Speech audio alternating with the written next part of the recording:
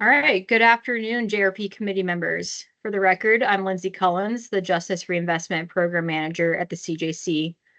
The JRP GRC Chair, Senator Przonski, is unable to attend today's meeting, so I'll be facilitating this informational session. Today's meeting is intended to gather your input on two key items: the preliminary application review process and potential competitive grant reduction strategies. No decisions or actions will be taken today, so quorum is not required. As a quick reminder, this is a public meeting and it is being recorded. The chat feature is turned off, so if you have a question or comment, please feel free to unmute and speak at any time.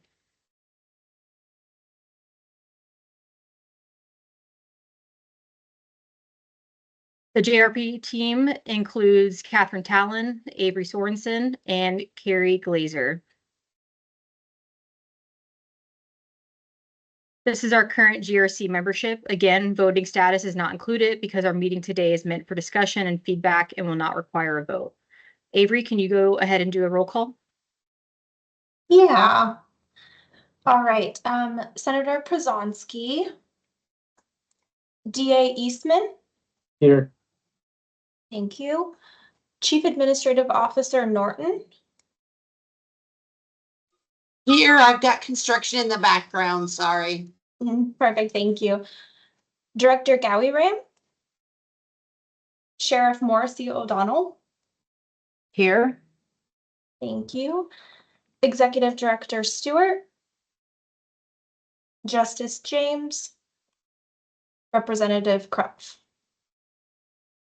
Okay, I'll pass that back over to you, Lindsay. Thank you, Avery.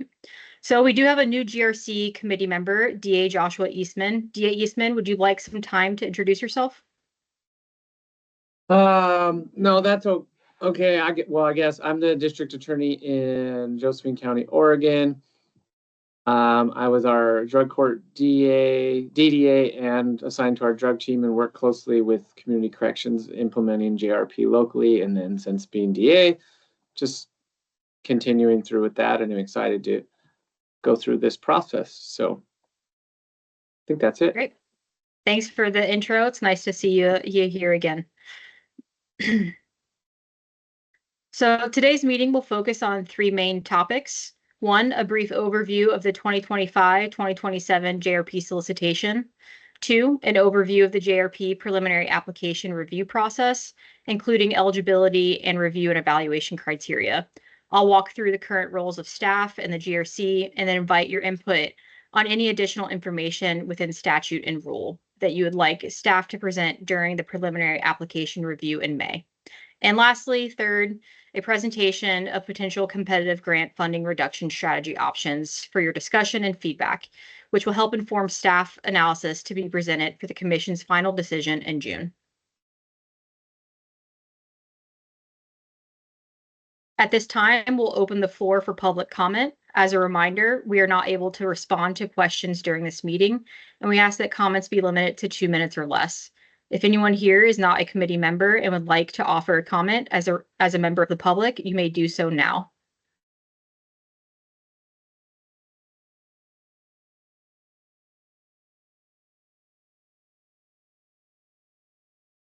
Seeing no comments, we'll go ahead and move into the presentation. So moving into the JRP timeline and solicitation. The next key dates to note are April 18th, when preliminary applications are due, and late May, when the GRC will meet to evaluate those applications. I'm sure most of you are already familiar with this, but since we're at the beginning of a new grant cycle, this is a good opportunity to briefly revisit the purpose and goals of the Justice Reinvestment Program. JRP's purpose is to provide funding for counties to plan, implement, and expand initiatives that establish a process to assess individuals and provide a continuum of community-based sanctions, services, and programs. And the program goals are to reduce recidivism and prison usage while maintaining public safety and accountability.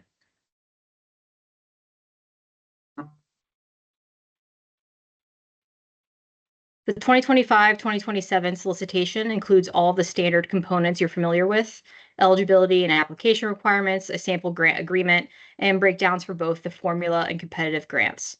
Most of these remain consistent with last biennium solicitation.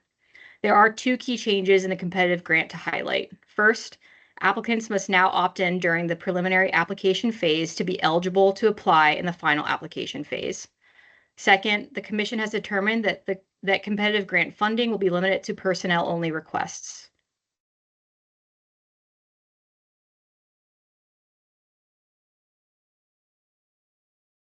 All right, so last biennium marked the first time JRP implemented a two-part application process.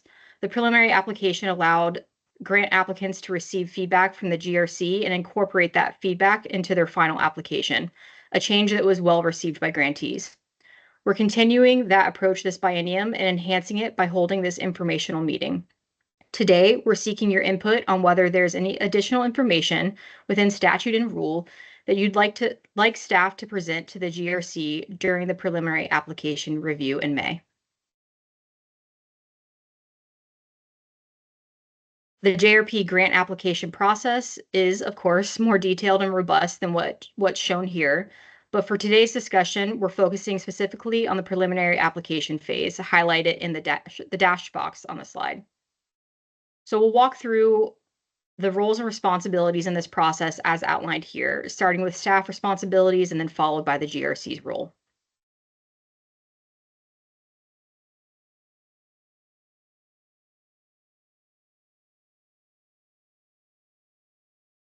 As we walk through the preliminary application process, please keep in mind this question, as this is the input we are seeking from you today. Within the limits of statute and rule, what other information does the GRC need to see presented from staff to, one, provide feedback to applicants in the preliminary application round to strengthen their final application? And this is to ultimately make a funding recommendation to the Commission of either full funding, provisional funding, or no funding.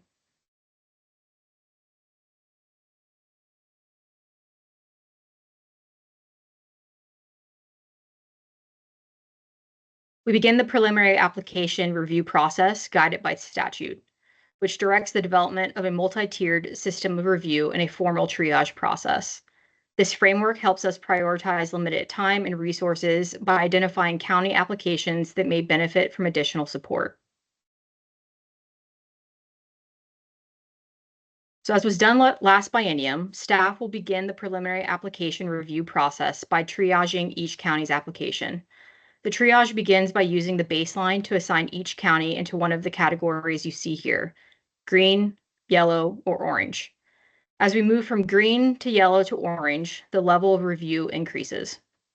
All counties receive a staff application review, which we'll walk through over the next few slides. Counties in the yellow category receive that same review in the green, plus analysis of the prison usage data. Counties in the orange category receive all of the above, plus a breakdown of their data by crime type.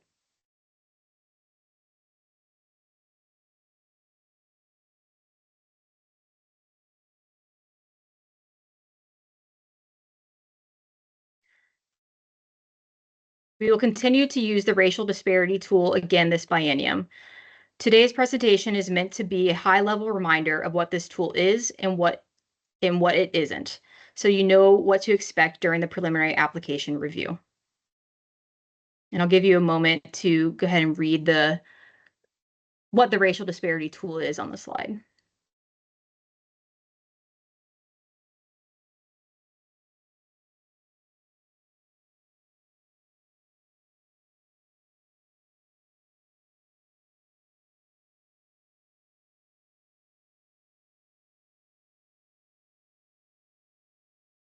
Next four slides show the format of what staff present to the GRC during the preliminary application review.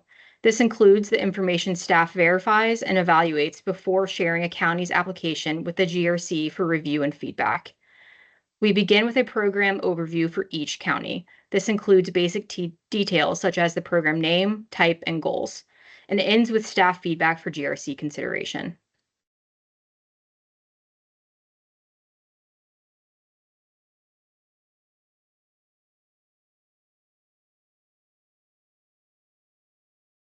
We then present our eligibility verification checklist, confirming whether the applicant has met the minimum statutory and rule-based requirements. We also assess alignment with review and evaluation criteria and provide a staff recommendation to support the GRC's review. These criteria will be discussed in more detail shortly when we shift to the GRC's role in the review process. Again, all counties, regardless of triage category, will receive this level of staff analysis.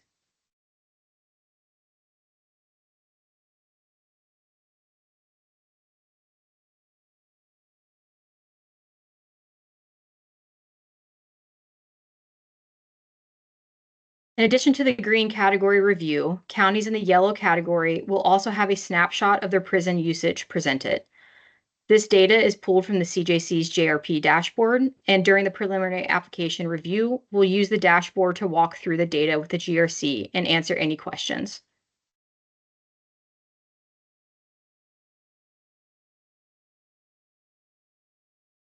In addition to the green and yellow category review, counties in the orange category will also have a snapshot of their prison use by crime type presented. This provides greater detail to help the GRC understand the specific drivers of prison usage. As with the previous data, this is pulled from the JRP dashboard, and we'll use that dashboard during the review to help guide discussion and respond to any questions. And as a reminder, these crime types reflect JRP eligible offenses only, so nonviolent felony, property, drug, driving, and DUI crimes.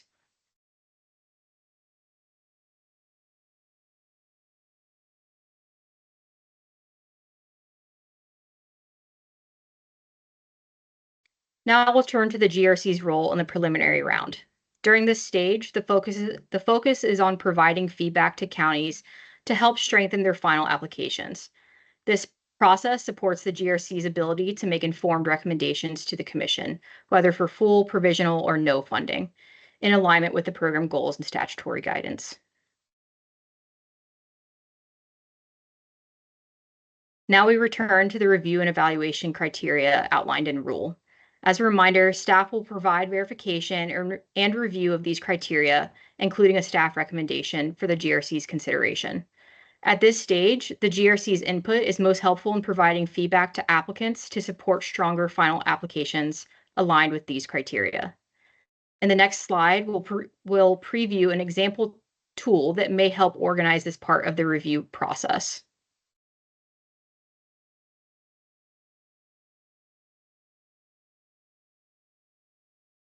While no decisions can be made today, we welcome your thoughts on whether a resource like this would be helpful. We'll also go into some of the preliminary narrative questions after this slide and then solicit that feedback from you all, the overarching feedback.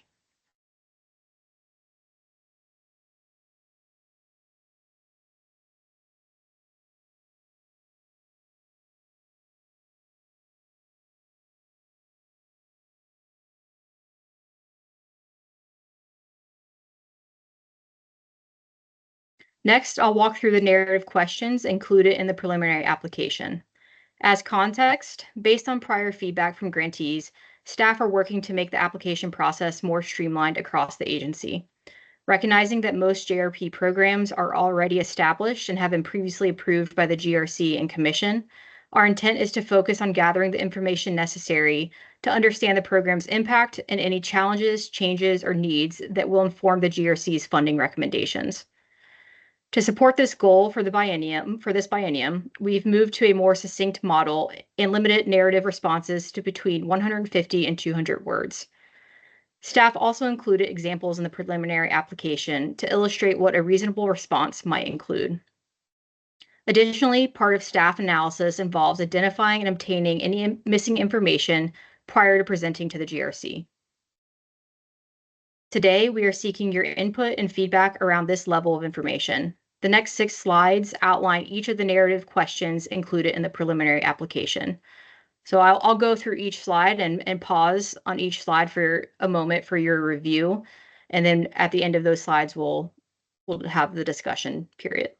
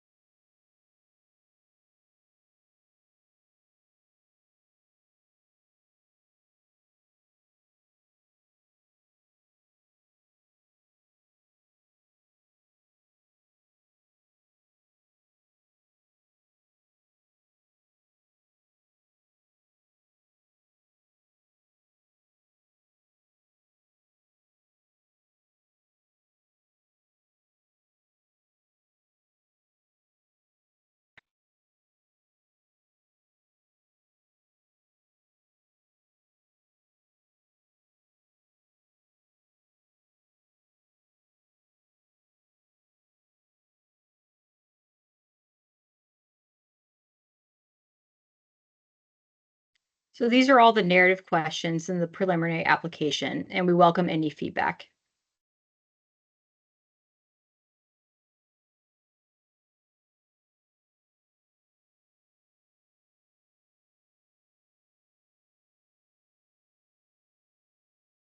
So as a reminder for our guiding question, we've just walked through staff's role in the preliminary application process, the GRC's role and responsibilities, the review and evaluation criteria, and the narrative questions and response format.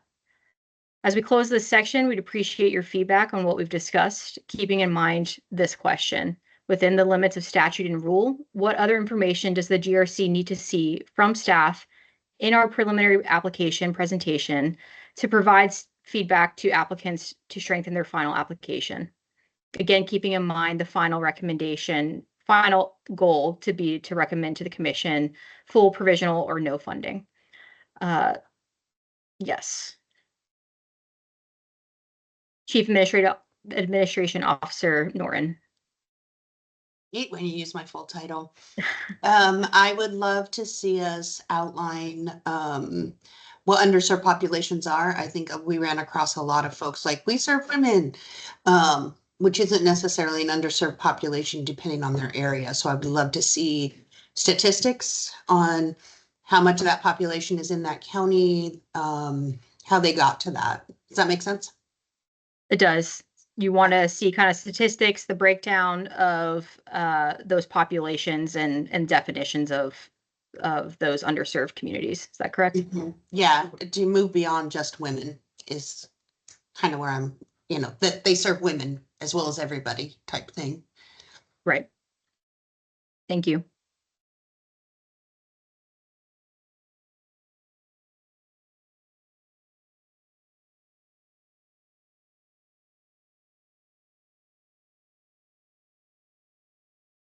Any other feedback from committee members regarding this section, the application review process?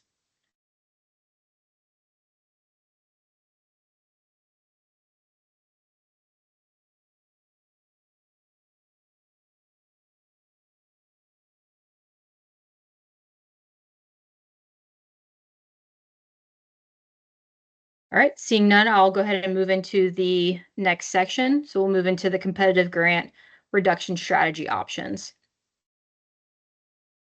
So a little background: from January to February, staff engaged in direct outreach with the 2023-2025 competitive grant awardees to gather insights and preferences on funding priorities and reduction strategies. We also conducted a competitive grant survey of all prior JRP grant applicants to gain broader feedback on how to better support applicants and refine the funding reduction process. In the next 3 slides, I'll provide an overview of the competitive grant funding reduction strategies we presented to JRP grantees. This information, along with the GRC's input today, will inform the staff analysis and recommendations that will be presented to the Commission for discussion and decision in May and June.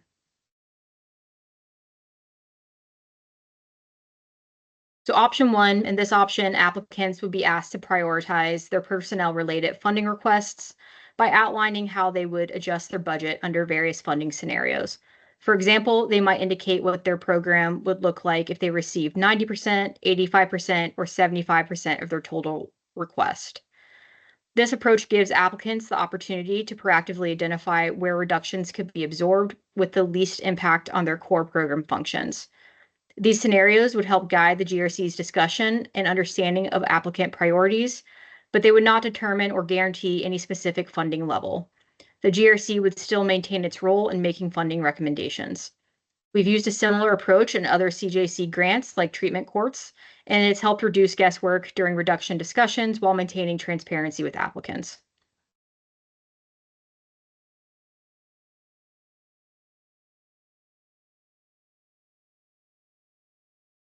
In the second option, a maximum funding request cap would be applied to ensure a more equitable distribution of available funds across counties. The cap could be determined using a formula that sets a base amount for all applicants, with adjustments based on factors like service level or population served.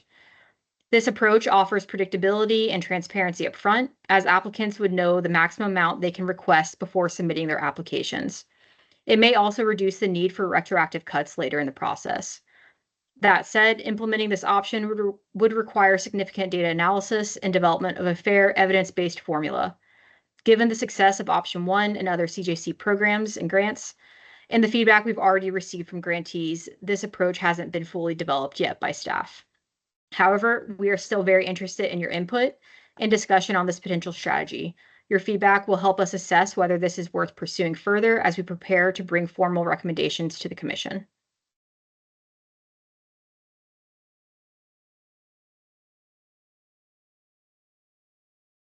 And the last option closely mirrors the approach used last biennium. Applicants would submit full funding requests, and the GRC would determine where to apply reductions based on prioritization criteria. The key difference this round is that those reduction criteria, while not yet identified, would be shared with applicants when the final application is released. This added transparency would help counties better tailor their budget sheets in anticipation of potential adjustments. Developing those criteria will require time and collaboration between staff and the GRC, including meetings with quorum between now and the release of the final application in June. As required by rule, any proposed prioritization criteria would then be presented to the Commission for review and approval before implementation. This option maintains flexibility for applicants to request what they need while allowing the GRC to make funding decisions or recommendations in alignment with available resources and clearly established criteria.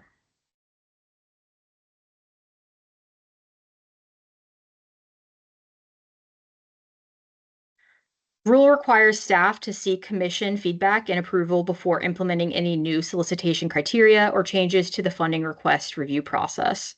Over the next few months, we'll be engaging the Commission for discussion and decision regarding funding reduction strategies. Staff will be presenting recommendations informed by both grantee input and the feedback we received from the GRC today. The two strategies outlined here are modeled on what has already been implemented in the CJC's treatment court grant, where they've helped simplify the process and have been positively received. As always, your insights today are valued and will help inform the Commission's decision-making process.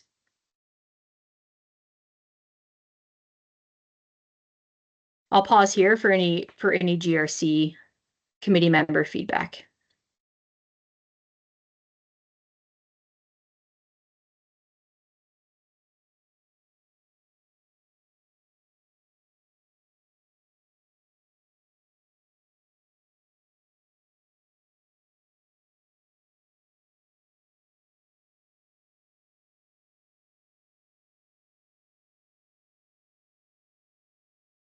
All right, hearing none, the next steps for the JRP grant are included here in a more detailed timeline reflecting the topics we've covered today. Pending your discussion or any other final feedback, this concludes today's session.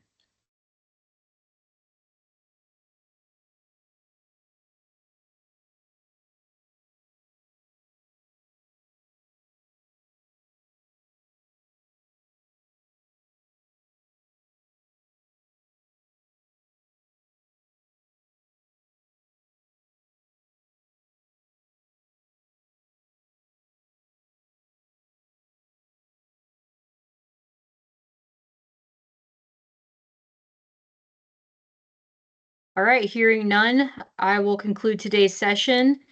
And to the committee members, if you'd like to reach out and talk one-on-one, that is always an option. I'll be following up with an email, and I appreciate your time and consideration today. Thank you.